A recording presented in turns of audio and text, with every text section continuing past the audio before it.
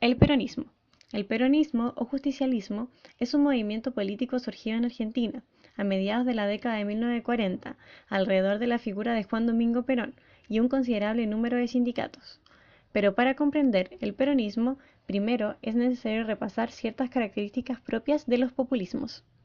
El populismo puede definirse como un movimiento de origen político, surgido durante la América Latina contemporánea, el cual estaba marcado por grandes movimientos de masas dirigido por un líder carismático.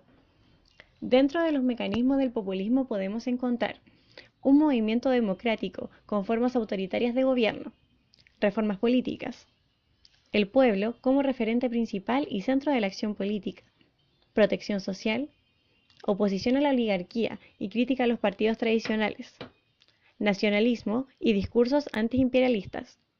Ahora, ¿cómo surgió el peronismo en Argentina? La Revolución del 43 fue un golpe militar que destituyó al gobierno de Ramón Castillo. Con el transcurso de los años, emergió la figura del entonces coronel Juan Perón.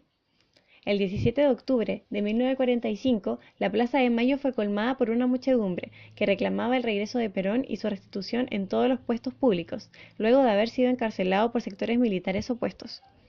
Desde su rol como secretario de Trabajo y Previsión, Perón gestó una alianza con los trabajadores que consagró el nacimiento de un nuevo movimiento político. Su gobierno populista se caracterizó por tener tres pilares fundamentales. El primero fue la independencia económica, en su orientación económica nacionalista e industrialista. Su modelo de acumulación se basó en la ampliación del mercado interno por sobre las actividades agropecuarias e implementó el primer plan quinquenal. La justicia social. Se opuso a toda idea de conflicto social interno, como la lucha de clases, y tuvo un fuerte acento en la justicia social y en la intervención del pueblo en la política, otorgándole mayor centralidad a la noción de igualdad. Extendió los derechos laborales e hizo mejoras considerables en los niveles de vida de la población trabajadora. La soberanía popular. Evitó la intromisión de otros países en las decisiones internas del Estado, adoptando una tercera posición, en el contexto de la Guerra Fría, superadora del individualismo norteamericano y del colectivismo soviético. En este proceso de consolidación, la figura y la acción de María Eva Duarte de Perón fue fundamental. Impulsó desde un principio la igualdad de derechos entre los hombres y las mujeres. Como resultado de sus intervenciones, logró el sufragio universal y la creación del Partido Peronista Femenino. A pesar de las buenas prácticas de Perón y Evita, fue inevitable que en el camino surgieran más problemas y crecieran las fuerzas opositoras. Fueron capaces de refundar un orden democrático, plural y estable, como quedó en el manifiesto de su caída. En el marco del enfrentamiento frontal entre peronistas y antiperonistas, se produjeron violaciones de los derechos humanos, debido a la persecución de opositores, en especial comunistas. Por otra parte, la oposición lideró actos terroristas y movimientos golpistas que causaron con sus acciones la muerte de cientos de civiles. Si contextualizamos el populismo al ámbito nacional, podemos encontrar la imagen de Carlos Ibáñez del Campo como máximo exponente de esta política. Su campaña se articuló sobre un discurso sobre el nacionalismo, el afán por lograr el apoyo de las masas y la ambigüedad ideológica. El símbolo de su candidatura fue una escoba, que representaba el deseo de barrer con los políticos corruptos que, según planteaba, habían traicionado a la nación y gobernado según sus intereses. La postura de Ibáñez era de candidato independiente y mantuvo sus rasgos nacionalistas conectando con la sensibilidad popular, por lo que fue llamado el General de la Esperanza.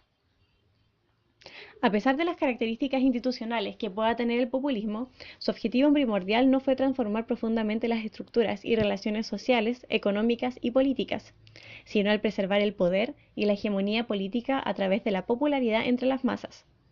En sentido general, se ha utilizado el término populista para definir a los gobiernos que, aun favoreciendo a los sectores populares, principalmente a la clase obrera, no pretenden terminar con el sistema capitalista.